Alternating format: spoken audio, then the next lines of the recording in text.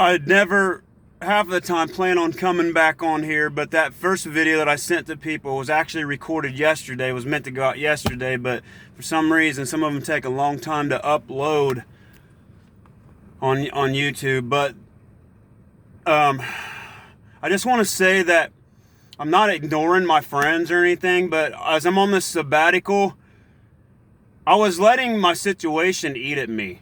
And it was just getting overwhelming, and God wanted me to take a break, and I'm seeking Him like on my days off, like all day long, I'm seeking Him and seeking Him. I'm trying to get to the place where He wants me to be, and I'm seeking Him like I never have before. And I'm starting to, things have been breaking off my life personally, and it's not that I'm not gonna contact my friends at all. It's just, don't get offended if, like today, man, He's just had me seeking Him and seeking Him and seeking Him. I want to be the man that God created me to be. And sometimes we get caught up in these sinful patterns, mind frames, or whatever it is, attitudes, or sin we're stuck in, and we say, and this is not condemning. This is, well, I'm speaking for myself. This is not condemning towards anyone, but we'll say, no one's perfect. No one's perfect. God's grace covers us. But He's like, no, you can rise up. The Bible does say that, but it also says, should we continue in sin that His grace may abound? Heaven forbid. And I'll just come out and say it. I'm not going to give people the details, but my wife is separated from me, and it started off because she wanted to better herself, and I commend her for that. But it's turned in where the devil has caused a separation between me and her. And, I could sit there and point my finger and say, why would you do that? Why would you do that?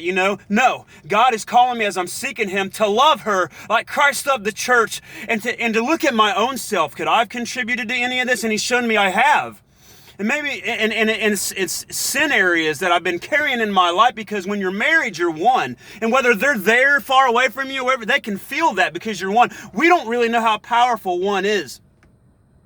But a lot of times we allow stuff into our marriage, into our lives as Christians, that God's saying, give it to me, give it to me. He wants to break things. And you know what? And when we go through times of, God was showing me through a book I was reading today. And He was showing us, like, when and the minister that is a well-known minister for years, and he was talking about, he didn't get to where he was, basically he was saying to get to where he was, he's went through a lot of hellish times, trying times that were overwhelming. And he was even confessing some stuff. A lot of people wouldn't know this about him, but where he was, all this stuff was just happening. I'm talking big stuff, man. And it was depressing him, and he would lay at night and tears go down his face. And he said, normally I'm the guy that bounces back and whatever and all this, but it was really affecting him. And he was talking about when we go through hard times, when it looks like your marriage is over with, when it looks like your health is not going to bounce back, when it looks like your dreams are shattered, when it looks like this, that we're looking at it.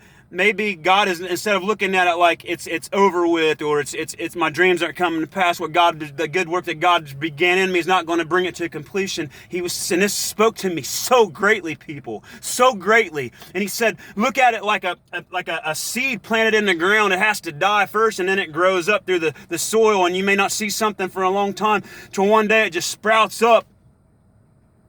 And this stuff starts to grow. So don't look at your situation as a hopeless, but God's growing something in you. He's allowing this painful season. It looks like that it's over with, that it's hopeless, and it's not going to change. That He wants to do something in you. He wants to grow something in you, because He wants to take you to a higher level. Come on, people. I feel something coming inside of me. I just want to confess as another fellow brother that I've been feeling hopeless, so like many people do in their life. If you would be honest, people, instead of looking at people and saying, you've been a Christian for how long? How dare you feel hopeless? You should know the Word. You should quote the Word. I'm being real. This is T.D. Jakes. I'll say it. This is T.D. Jakes. He's one of the most powerful men of God. I mean, most people would never walk into this stuff he's fulfilled. And he was being real. He was being real in his book, and he was allowing depression to overtake the stuff he was going through. And I've been allowing it. Man, devil's been telling me it's hopeless. I've been giving into it and stuff. And then, but I've been introspecting, and God's been showing me, no, Neil, it's not hopeless. No, Neil, it's not hopeless. I just want to break you. I just want to break you. I just want you to let go of mind frames. I just want to let you let go of attitudes and some of the sins that you've been holding on to. Sometimes it takes God to show us things we may not be realizing we're doing something. But people, I had to get back on here because I've been listening to Seeking God all day. And His Spirit's overtaken me. That we blame people for the mess, when we blame others, and we do this and we do that, when God, and when He's saying, I want you to look at yourself, and He's not, and I was listening to this other minister, and he's saying He's not showing this stuff to us to condemn us, but He wants us to release stuff. He wants to set us free. We can be free from the things that bind us, and to think that we don't have anything to be free from, those are lies. Those are lies. It's time to come alive. And this minister was talking about how a lot of Christians, God's been showing him all over the world, are living in a backslidden state. And he's like, would you pray with me for the next 30, 60, 90 days for the church to have a strong conviction? And I'm praying that for me. And I'm praying that God will give me a strong conviction of sin. We're not to call to live in sin. Yes, we sin. Yes, we fall short. I understand it's not a condemning thing. But you should really, your heart should be, God, free me from any sin that help me to be a powerful being. Help me to be a loving being. A being that is free. Who the Son sets free is free indeed. Hallelujah. Hallelujah. And I believe when we get real with God like this, we'll see our situations turn around. Hallelujah. And you say, you know what? God is moving in my life. I will speak the life of Christ in my situation. I command it to rise. God, and in this book, T.D. Jakes is talking about how there's great things. We can't even see what lies on the other end of what we're going through, because we just focus on all what we're going through, and it looks hopeless and all this and that. But no, God just wants you to conform, to be broken, and to allow Him to mold you into His purpose, and to remove these chains upon you. Then you'll start to see situations turn around.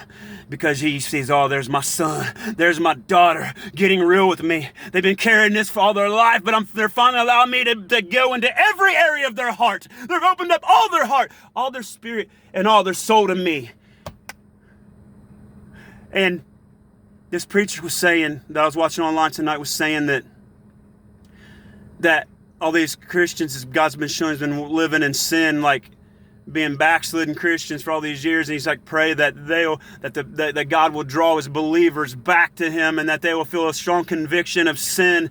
And he believes this is going to happen. God's going to draw all the believers back to Him, and we're going to be a unified, strong church. Because right now, the devil's trying to cause division in churches, brothers and sisters, in marriages, in friendships. What we can't allow it is because we're harboring sin. We're living in sin. But we got to say, God, examine me, search me, and Lord, I'm willing and I'm open, no matter how hard and painful it is, to be set free. I want to be a vessel that You're pleased with, that You can flow through in power and demonstration, and have Your love thrown in a mighty way. Hallelujah. And he said, if you would pray, He sees this happening, coming back, and then the world will go out in demonstration, will be a unified church, and we'll see the people will see that they're tired of living. They want something more, and we'll be able to point them.